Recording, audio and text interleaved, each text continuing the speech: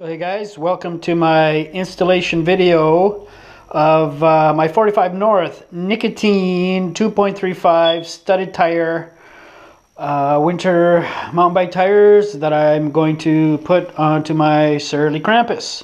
So right now I'm running the stock tires, which are the Surly Nards, and I was very curious about what this bike would be like in the winter time, but I live basically riding distance to the best trail systems here. So generally I would jump on my bike and ride to the trails.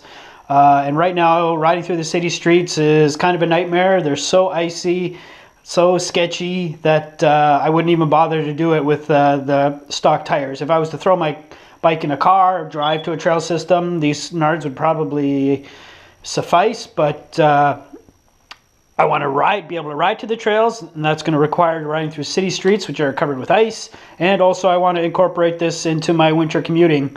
So I definitely need studded tires on my winter commute. Like right now, I would not even attempt to ride to work without studded tires. It's fairly sketchy out there, especially on the side streets, which I'll generally take because there's less traffic.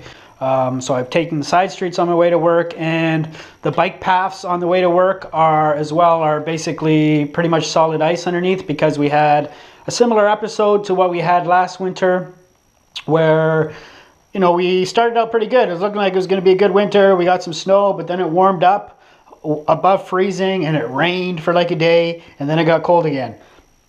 So we have basically this layer of ice under everything, and then just a little bit of snow over top, just maybe 2 to 4 centimeters of snow over the ice. So that ice is exposed in a lot of places, especially on the bike paths.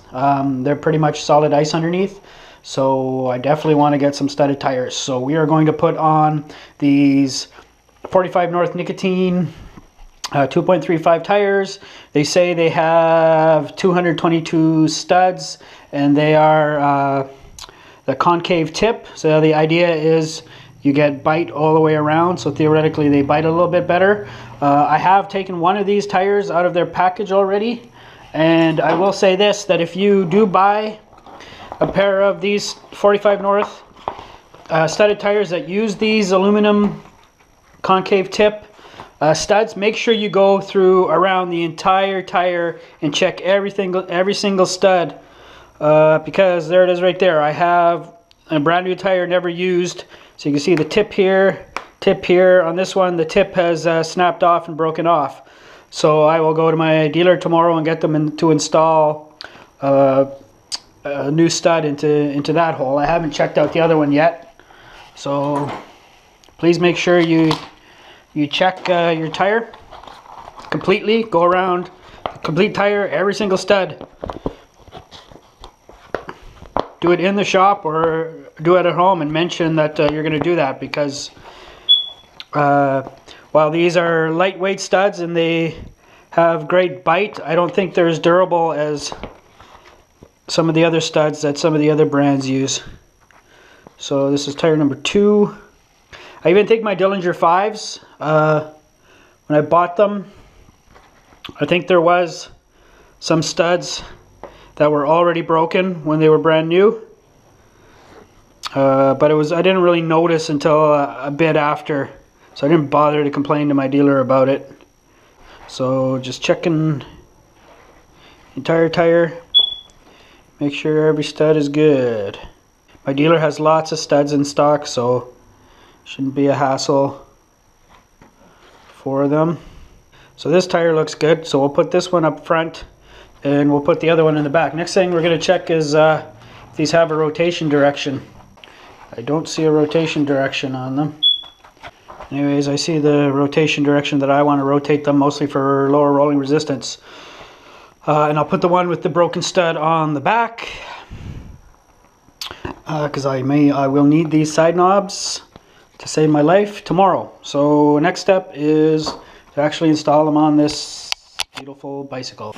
And I've been letting the air out of this tire, and it's taken a long time. Even 29 plus holds a lot of freaking air in there.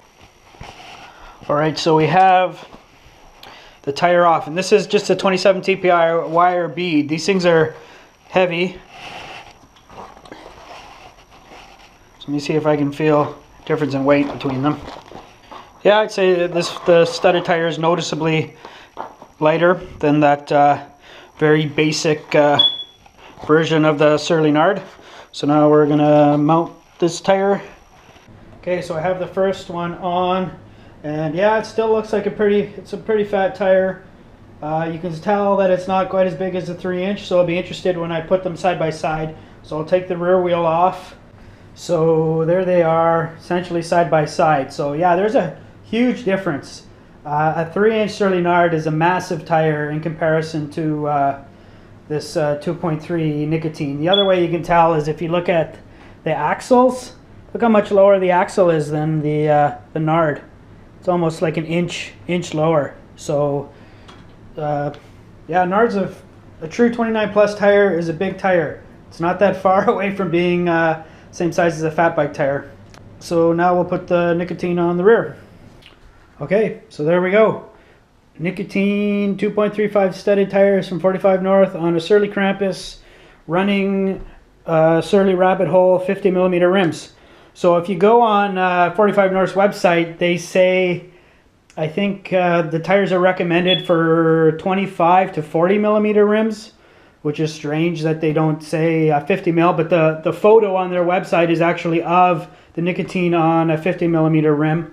So I think it'll be a semi-decent winter bike because the wide rim basically spreads out the pressure a little bit more like a snowshoe. The tire isn't going to be floppy. It's going to support it really, really nicely, and it's a flat tread.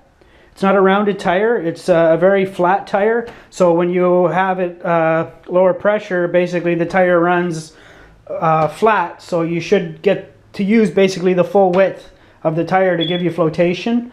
Yeah, so right now conditions are, we've basically got ice underneath.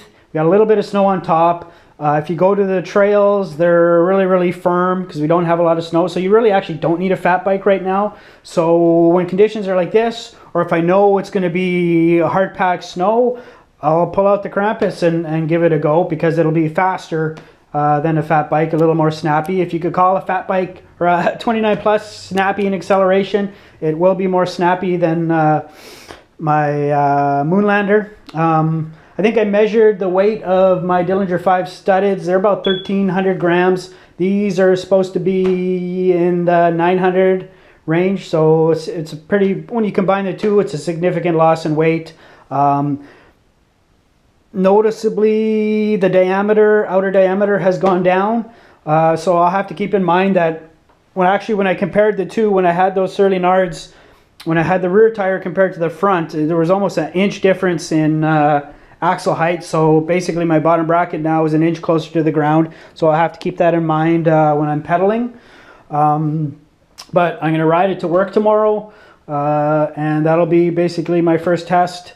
It's nice now that I have a second bike that I can incorporate into my commuting, so I can jump between the Moonlander and this Krampus when conditions suit a particular bike. Like if we do get a decent amount of snow, I'll probably end up pulling out the fat bike, and when we're dealing with firm, hard pack conditions, then I'll probably end up riding this Krampus more often.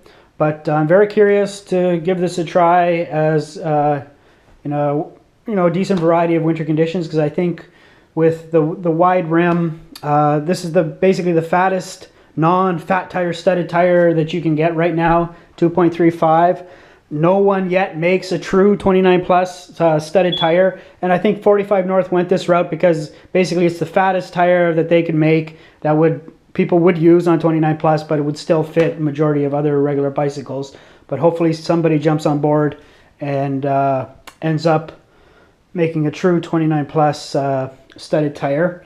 And one of the other things, I think I've mentioned it before in different videos, when you look at those a fat bike studded tire, you think, wow, that's like the ultimate winter tire. And sure it is when you're dealing with snow, but on ice, those big, especially the 5-inch version, they actually don't grip. The studs don't grip as tenaciously as a narrower tire because the pressure is spread out through the tire, so there isn't as much pressure on each individual stud. So riding to work today, riding home to work, or home from work, I did notice some slippage. Like some of the side streets are ice, and they're like bumpy ice, and there's like 2 inches high, 3 inches high, and it has curved edges to it. And when I'd be riding down them and then try to go into the tire groove, and as I'd ride down into the tire groove, the tires would slip. And not that you're going to wipe out, but it's a disconcerting feeling.